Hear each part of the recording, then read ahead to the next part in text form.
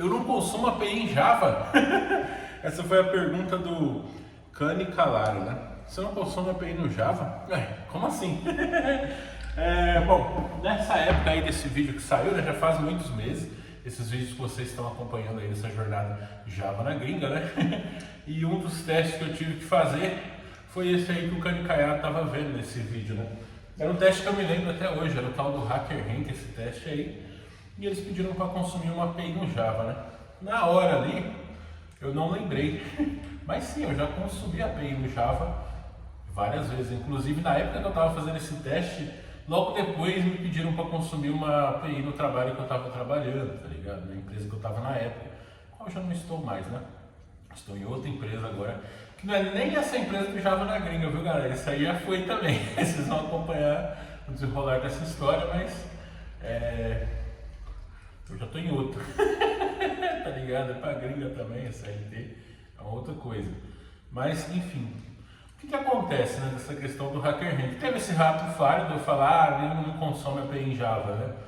Foi um rato falho, realmente às vezes a gente consome, mas a ideia, né, que reflete isso sim uma realidade, não me engano, o fato de que a gente consome API no Java de uma maneira bem esporádica. A gente mais constrói APIs para serem consumidas por outros aplicativos no nosso back-end.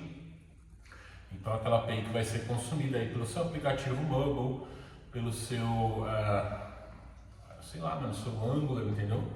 A gente constrói o back-end, que é uma API que é consumida via REST, normalmente por esses aplicativos, às vezes via SOAP, tem várias e várias formas de fazer esse consumo dessas APIs, tá? Isso aqui é o ponto, né?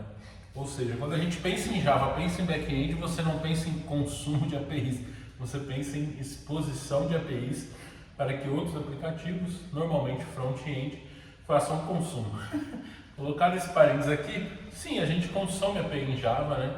Eu já fiz isso pessoalmente, pelo menos nesses anos recentes, né, em que a gente tem esse paradigma de API, que é o front-end e o back-end. Normalmente as APIs elas são feitas aí no REST, né? Então assim, a gente consome em situações específicas. Eu mesmo já fiz isso em duas situações. A primeira delas foi uma situação onde eu precisava consumir uma API de pagamento, né? Na época eu trabalhava numa instituição de ensino. E nessa instituição de ensino, o aluno precisava fazer o pagamento das suas matrículas e mensalidades, né? E aí ele tinha uma opção, um aplicativo Angular, o qual eu e o Lucas, um abraço Lucas, a gente foi responsáveis por desenvolver isso, né?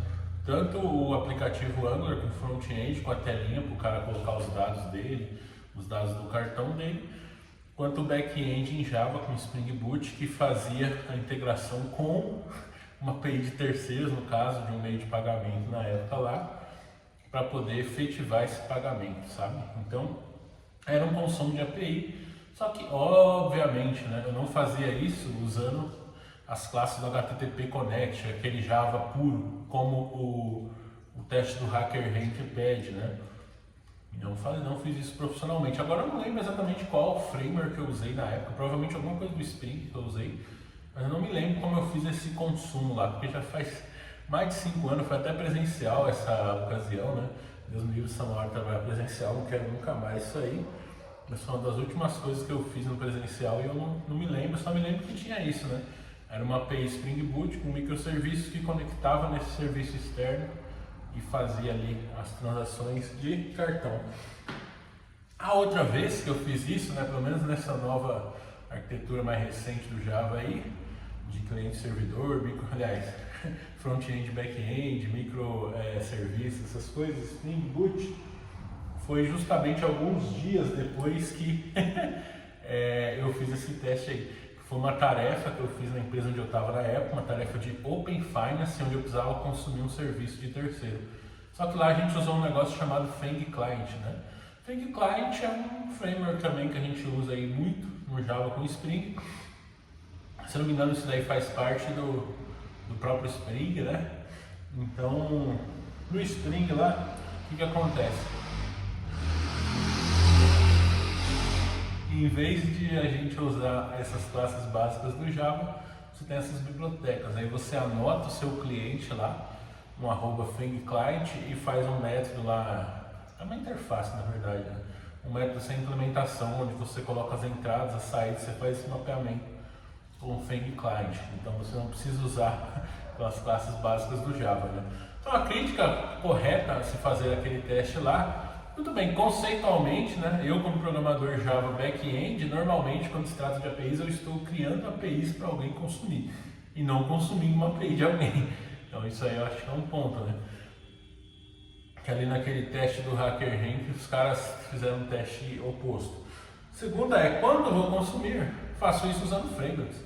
Não faço isso no Java direto, HTTP Connect, não se mexe nessas coisas mais baixo nível no Java, operação de leitura e escrita de arquivo, essa parte de integração de aplicações, aí tudo isso no Java é muito difícil de você mexer usando aquelas classes raiz, né? Então, normalmente você vai usar um framework para fazer isso no mercado, né? Então, minha reclamação era essa, né? A reclamação certa seria essa. Tudo bem, tem uma razão, a gente não consome, não é isso, quando você fala trabalho Java back-end, não é consumir API a maior parte do seu trabalho, sim criar APIs para serem consumidas, né? Ali no teste está invertendo esse paradigma com a dificuldade de ter que usar as classes padrão do Java, e ainda a terceira dificuldade é aquele ambiente do HackerRank que é terrível, né? Se fosse uma IDE, né, o pessoal podia criar isso, né? Tipo, sei lá, um plugin lá para o IntelliJ ou para o Eclipse, que seja assim um test maker lá para o IntelliJ, para quê? Para você desenvolver aqueles códigos na IDE, com debug, com essas coisas, né? Porque o problema do HackerRank todo, além dessa dificuldade grande, fazer muita coisa assim fora da realidade daquilo que a gente faz no dia a dia, o tempo também é muito curto, sabe? Para fazer aquilo sem ferramenta. Se eu tivesse um debug, mano, bota um debug, põe um breakpoint, vê o que está acontecendo, analisa, inspeciona, testa uma coisa ou outra, que é o que eu faço no meu trabalho de dia a dia, né?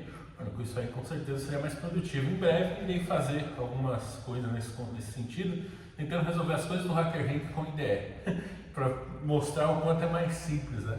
E conseguir ir adiante aí nesses processos, né? Lá no passado, quando eu iniciei minha carreira, eu fiz umas coisas também.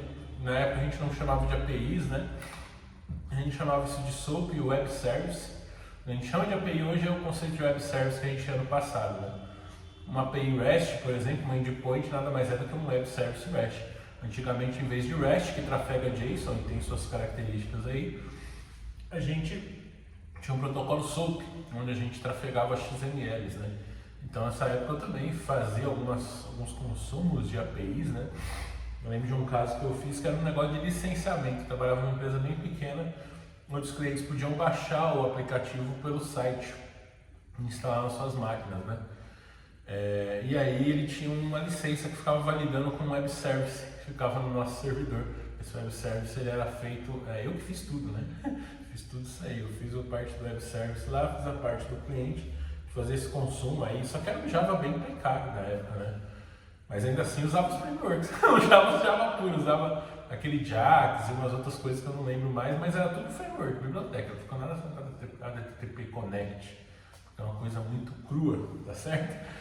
Então, esse é o ponto, né? HackerRank ele está muito presente nessas vagas para o exterior, onde você consegue ganhar salários maiores. Para isso você precisa se preparar tendo inglês, né? Aqui no primeiro link da descrição você tem acesso ao EnglishBay, que é uma plataforma para você aprender inglês, tá certo? De graça, tem muito conteúdo gratuito lá.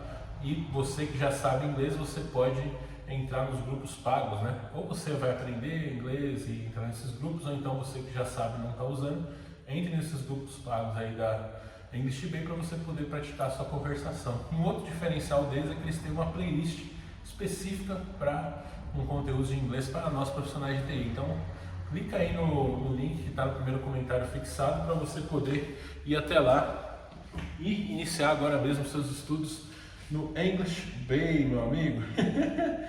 Então, no próximo vídeo, vamos falar sobre o estilo do dev, tá ligado? Que é sobre esse visual aí rústico que a gente tem, né? Clica nesse card que tá bem aqui, ó, embaixo do meu sovaco. Sovaco bem fedidão. Clica aí pra você ir lá. Mentira, não tá fedido não. Tá cheirosinho, cheirosinho.